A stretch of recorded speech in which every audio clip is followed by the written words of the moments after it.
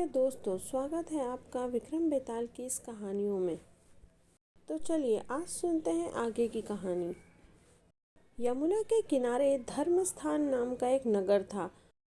उस नगर में गणाधिप नाम का एक राजा राज करता था। उसी में केशव नाम का एक ब्राह्मण भी रहता था। ब्राह्मण यमुना के तीर पर जप किया करता था। उसकी एक लड़की थी जिसका नाम मालती था। वह बड़ी रूपवती थी। जब वह ब्याह के योग्य हुई तो उसके माता पिता और भाई को चिंता हुई। संयोग से एक दिन जब ब्राह्मण अपने किसी यजमान की बारात में गया था और भाई पढ़ने गया था, तभी उनके घर में एक ब्राह्मण का लड़का आया। लड़की की माँ ने उसके रूप और गुणों को देखकर उससे कहा कि मैं अपनी लड़की का ब्याह तुमसे करूँगी। साथ ही बात ये हुई कि उधर ब्राह्मण के पिता को भी एक दूसरा लड़का मिल गया और उसने उस लड़के को भी यही वचन दे दिया। उधर ब्राह्मण का लड़का जहाँ पढ़ने गया था वहाँ भी उसे एक ऐसा लड़का मिला जो उसकी बहन के लायक था। लड़की के भाई ने उस लड़के को भी यही वचन दे दिया। कुछ समय बाद बाप बेटे घर में इकट्ठे हुए तो देखते हैं कि वहाँ एक तीसरा लड़का मौजूद है। दो उनके साथ आए थे। अब क्या होगा? ब्राह्मण, उसका लड़का और ब्राह्मणी बड़े सोच में पड़ गए। दैव योग से हुआ ये कि लड़की को सांप ने काट लिया और वह मर गई। उसके बाप, भाई और तीनों लड़कों ने बड़ी भाग दौड़ की। जहर झाड़ने वालों को बुलाया पर कोई नतीजा ना निकला। सब अपनी अपनी करके चले गए। दुखी होकर वे उस लड़की को शमशान में ले गए और क्रियाक्रम कराए। तीनों लड़कों में से एक ने तो उसकी हड्डियां चुन ली और फकीर बनकर जंगल में चला गया। दूसरे ने राख की गठरी बांधी और वहीं झोपड़ी डालकर रहने लगा। तीसरा योगी होकर देश देश घूमने लगा।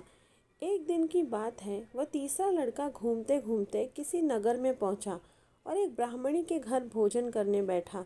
जैसे ही उस घर की ब्राह्मणी भोजन परोसने आई कि उसके छोटे लड़के ने उसका आंचल पकड़ लिया। ब्राह्मणी से अपना आंचल छूटता नहीं था। ब्राह्मणी को बहुत गुस्सा आया। उसने अपने लड़के को झिटका, मारा पीटा, फिर भी वह ना माना तो ब्राह्मणी ने उसे उठाकर जलते चूल्हे में पटक दिया। लड़का जलकर राख हो गया। ब्राह्मण बिना भोजन किए ही उठ खड़ा हुआ। घर वालों ने बहुतेरा कहा पर वह भोजन करने के लिए राजी ना हुआ। उसने कहा, जिस घर में ऐसी राक्षसी हो उसके घर में मैं भोजन नहीं कर सकता। इतना सुनकर वह आदमी भीतर गया और संजीवनी विद्या की पोथी लाकर एक मंत्र पढ़ा। जलकर राख हो चुका लड़का फिर से जीवित हो गया। यह देखकर ब्राह्मण सोचने लगा कि अगर यह पोथी मेरे हाथ लग जाए तो मैं भी उस लड़की को फिर से जिंदा कर सकता हूँ। इसके बाद उसने भोजन किया और वहीं ठहर गया। जब रात को सब खा पीकर सो गए तब वह ब्राह्मण चुपचाप पोथी लेकर चल दिया। जिस स्थान पर उस लड़की को जलाया गया था वहां जाकर उसने देखा कि दूसरे लड़के वहां बैठे बातें कर रहे हैं। इस ब्राह्मण के यह कहने पर कि उसे संजीवनी विद्या की पोथी मिल गई है और वह मंत्र पढ़कर लड़की को जिंदा कर सकता है, उन दोनों ने हड्डियां और राख निकाली। ब्राह्मण ने जैसे ही मंत्र पढ़ा वह लड़की जी उठी। अब तीनों उसके पीछे आपस में झगड़ने लगे। इतना कहकर बेताल बोला, राजा बताओ कि वह लड़की किसकी होनी चाहिए। राजा ने जवाब दिया, जो वहाँ कुटिया बनाकर रहा उसकी। बेताल ने पूछा, क्यों? राजा बोला, जिसने हड्डियाँ रखी वह तो उसके बेटे के बराबर हुआ। जिसने विद्या सीखकर जीवन दान दिया वह बाप के बराबर हुआ। जो राख लेकर रमा रहा वही उसका असली हकदार है।